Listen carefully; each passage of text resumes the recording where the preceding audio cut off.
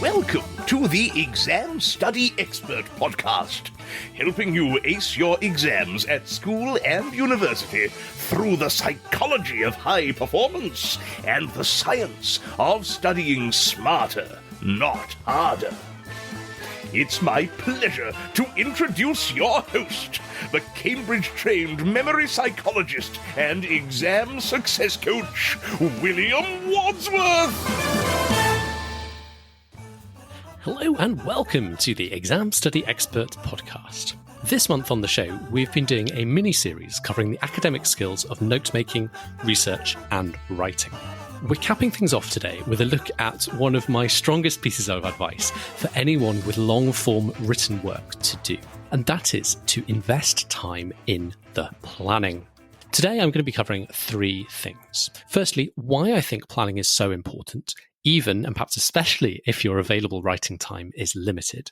Secondly, a step-by-step process for how to plan if you're working on an assignment, dissertation, essay, or other written project. And finally, how to adapt that process if you're writing in an exam under test conditions. So let's start with the why. Why have I dedicated a whole episode to planning? Well, I want to take you back to episode 155 a few months back, where author Ollie Lovell introduced us to the concept of cognitive load theory, which says that our brain's ability to simultaneously process multiple ideas is limited. We can only hold on to so many ideas in our thinking mind, or working memory, as psychologists call it, simultaneously. Psychologists classically estimate the capacity of working memory at 7 plus or minus 2 items, whether that item is a word, a number, or other idea. And a copious ink has been spilled debating this finding of 7 plus or minus 2 units in your working memory, proposing alternatives. But what is not debated is that working memory capacity is limited, very limited compared to our long-term memory and what we can store for weeks, months, years in long-term memory. So what's all this got to do with why essay planning matters? Well, let's say you haven't done any plan at all. Just think for a moment about all the different elements that your brain has to juggle in working memory simultaneously as you're working on any given sentence. You have to be thinking about where you are in your overall structure, things you've already said, and what's to come next. You have to be thinking about how you're putting your current point across. And perhaps in exam situations, that includes recalling any necessary evidence, data, or quotations to support that point. You have to be thinking about making a sensibly structured paragraph and where you are in that paragraph structure. Perhaps you've even been taught a specific paragraph format, like point, evidence, explanation, link, and you need to remember where you are in that framework. And then finally, you need to be figuring out a sensible way of phrasing the specific clause you're writing right now, so it reads like a good English sentence or whatever language you happen to be writing in. It's a lot of ideas for your poor brain to be juggling all at once. And it could get even worse than that. There are various factors that could compound the challenge. Like if you've got a particularly large amount you want to say in your writing, so it's a particularly extensive piece of writing, or if you have to recall ideas from memory if you're an exam, that places additional strain on you. Or if you're writing in a second language and forming those good English sounding phrases, is that little bit harder work for you because you're writing in your non-native language. So the solution to all of this is to be diligent about how we approach our planning. When you plan well, you can focus solely on marshalling your ideas without the burden of structuring paragraphs and sentences. You can afford the luxury of non-linear thinking.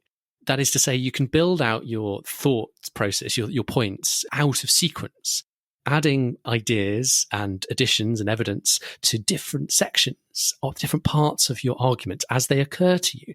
You might not necessarily think of all 10 relevant points under section 1 all at once. You might think of the first 7, and then another 3 will come to you later on as you're brainstorming ideas for other sections. That's the idea of your brain thinking non-linearly. You just can't do that if you're writing every sentence as it comes to you without a plan.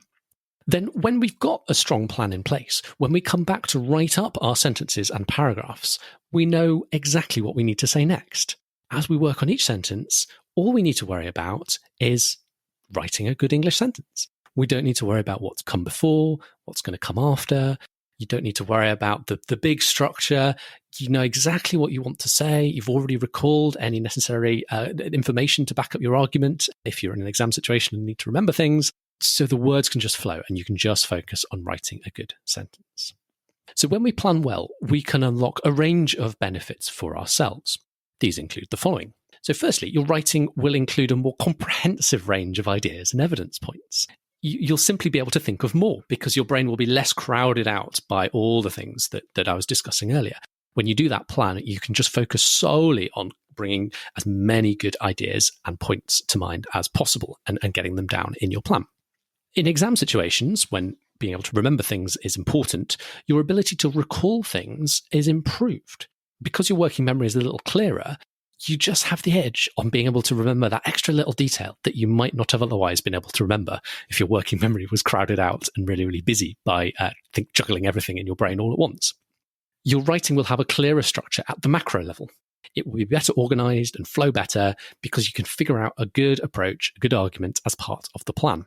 Your writing will also have a better quality at the micro level. Those individual sentences will be more accurate, crisper in their syntax, because when you're writing them, all you're worrying about is writing a good sentence. You don't have to worry about remembering the point, what's come before, what's come after. Your plan has captured all of that. And finally, you may even find that you're quicker overall. People often are surprised that when you add the step of planning, particularly when you're kind of not used to this idea, you can actually end up producing more quality writing in less time. Now, that last one is a little counterintuitive. You may think that when one step becomes two, now it's planning, then writing, not just writing, it should take longer overall, but it doesn't. A good analogy is how an assembly line works. It's far faster to split up the process to manufacture a car if you work on each stage in turn at a dedicated station. One station adds the wheels, the next station fits the headlights, and so on. So planning sounds great, but how do we actually do it? There are lots of methods, but the one I favour for lengthy, complex written assignments, when I'm not in an exam situation, is the method I was taught way back when I was a student at Cambridge by my writing mentor at the time. So it's a pretty straightforward process. There are 2 steps to it, and if you have some post-it notes to hand, you can use those for this. Otherwise, you can simply cut up some paper into small little bits, and those will work just fine instead of post-it notes. So the first step is the thought dump. So grab your stack of post-it notes or equivalent and start writing your ideas down. 1 idea per post-it note. If you're feeling fancy, you could even use different colours of post-its for different themes. To start with, just start scribbling down what's on the top of your head. You'll probably find that you go fast at first as the ideas flood out, and then it starts to slow down a little bit as you've got all the easy stuff written down and you start digging into some of the less obvious stuff. So on a single post-it, you might, for instance, have a concept or an example or a case study or a relevant academic study or an opinion or a piece of commentary, whether that's one you've come up with or a piece of commentary or opinion from someone else. As you fill each post-it note in, attach it to a surface. If it's a moderate to large project, you might need A3 paper or even bigger, or simply use a floor or a wall. Don't worry too much about the structure at this stage. We'll have a chance to clean that up later. But you'll probably find that there are some groupings emerging, in which case feel free to start clustering related post-it notes together in groups by theme or whatever groupings make sense to you. As I say, don't fret too much about getting the grouping right for now. The main focus at this stage is just getting the ideas down. We'll have plenty of time in stage 2 to sort through the ideas and flesh that structure out properly. Once you've got down everything that comes from your head, you might want to cross-check any core notes or resources, such as if you're making notes on your research or readings, to make sure that there isn't anything you've missed. You might find there are a few extra post-it notes when you go back and check your notes. We can then move into step 2. Now we get to start moving stuff around and get it all organized. So if you haven't already started to group the post-its by theme, then now is the time.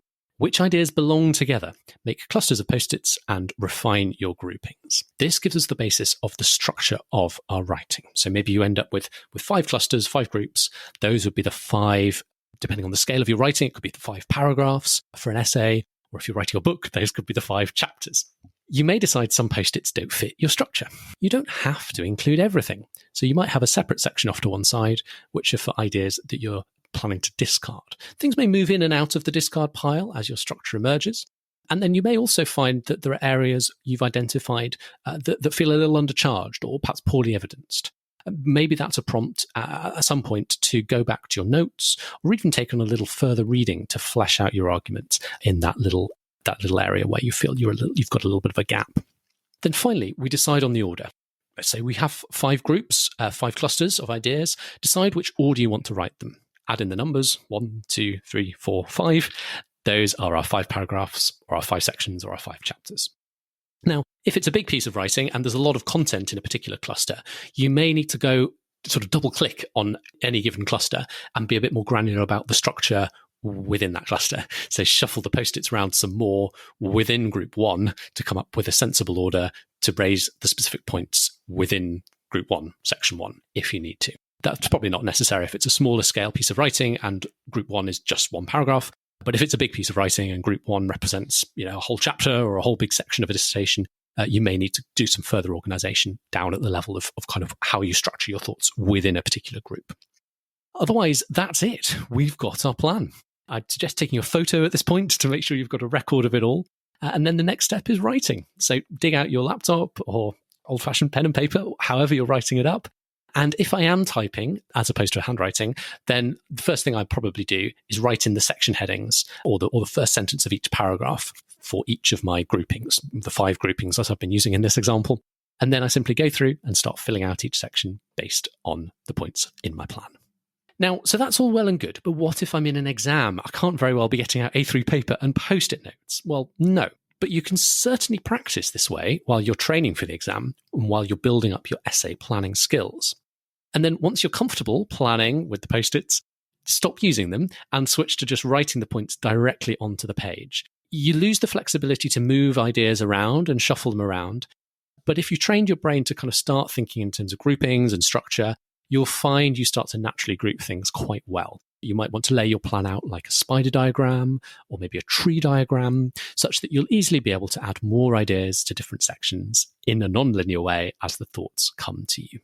Now, one other thought on the exam example, if we're doing a piece of writing in an exam, there's a general temptation, I think, to squeeze the planning time down. We want to get into the writing as quickly as possible. And I understand that because that feels like what you're being judged on. That feels like the actual answer, doesn't it? But my general advice is to do the opposite. Be much more generous than you think you should be when you're doing the planning. For most people, I think the stage when you're marshalling your ideas and structuring your argument, i.e. the planning phase, that's when the battle is won or lost. That's when you score the marks, far more so than when you actually write up the sentences and paragraphs. If you've got a really good plan with a really solid structure, really good set of points, then the sentences and paragraphs just kind of write themselves. And assuming you're reasonably competent at writing, then that's kind of going to be the easier bit of the process for you compared to when you are brainstorming and coming up with the points in the first place. So do be generous with the time you give to that all-important planning process. You might want to try 1/3 of your total time allowed for the question for writing your plan as a rough guideline. So for a 15-minute long answer question in an exam, try spending a full 5 of those 15 minutes doing the planning before you start writing up. At least 5 minutes, maybe even 6 or 7.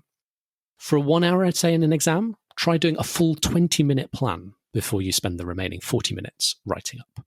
You may be doing this already, but in my experience, this is significantly longer than most students I talk to are used to. So how do you know it's going to work for you? Try it out. Do the exam practice under timed conditions. See if you prefer using a longer planning time. See if it helps you produce higher quality answers in the limited time that's available. Most people do find that's the case and never look back. So that's a wrap for today. We touched on a little bit of exam strategy just now. So while we're talking about that, I should probably mention if you want more tips and tricks to help you improve your test-taking game, then there's lots more where that came from. I've got tips and strategies covering all kinds of exam formats, not just long-form writing. I have lots to say on multiple choice, for example, lots of interesting strategy on that. And I've recorded all of my favorite ideas in a little self-study course called Exam Success Secrets, which you can find at examstudyexpert.com/exam-secrets. And as with all of my self-study classes, it's available at no extra cost for Study Smarter Network members. Otherwise, that is a wrap for today. I hope you've enjoyed today's episode on planning and indeed enjoyed our little series on academic skills generally, as we've been covering over the last few weeks, touching on note-making, research, and as today, writing. It's been fun talking about some of these skills with you. We spent quite a bit of time talking about preparing for exams, how to learn well, So I thought it was quite nice to cover some of the academic skills that we use often throughout our course, throughout the year, leading up to exam season. And I hope you've enjoyed it and got some useful takeaways from the series. Coming up next week, I have another instalment of our ever-popular Student Stories series, looking at a rather interesting case of a student who's taking some very challenging entrance exams, requiring memorizing huge amounts of information, which is released 30 days ahead of the exam. It's quite an interesting case study on how optimizing different elements of your study and exam taking strategy, even if you've kind of got some of the basics in place, but taking those ideas to the next level can really kind of get you over the line in a very, very competitive exam process.